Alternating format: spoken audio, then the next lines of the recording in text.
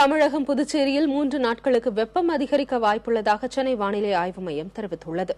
கடல் காற்று தாமதமாக வீசுவதாலும் மேற்கிலிருந்து தரைக்காற்று வலுவாக வீசாததாலும் வெப்ப இயல்பை காட்டிலும் 1 முதல் 2 டிகிரி செல்சியஸ் வரை அதிகரிக்க வாய்ப்புள்ளதென தெரிவிக்கப்பட்டுள்ளது.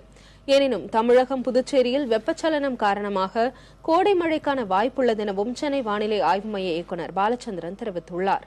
சென்னையில் வானம் மேகமூட்டத்துடன் காணப்படும் என்றும் மாலை அல்லது இரவு நேரங்களில் மழை பெய்யலாம் என்றும் தெரிவிக்கப்பட்டுள்ளது. கடந்த 24 மணி நேரத்தில் அதிகபட்சமாக சாத்தூரில் 5 சென்டிமீட்டர் மழை பதிவாகியுள்ளது. அடுத்து வரும் 2 தினங்களுக்கு இடியுடன் கூடிய கோடை மழைக்கு தமிழகத்தில் ஓரிரு இடங்களில் வாய்ப்பு உள்ளது. சென்னை பொறுத்தவரையில் மாலை அல்லது இரவு நேரங்களில் கோடை மழைக்கான வாய்ப்பு உள்ளது. அதிகபட்ச வெப்பநிலையானது இயல்பை விட 1 to 2 டிகிரி அதிகமாக பதிவாவதற்கு வாய்ப்பு உள்ளது.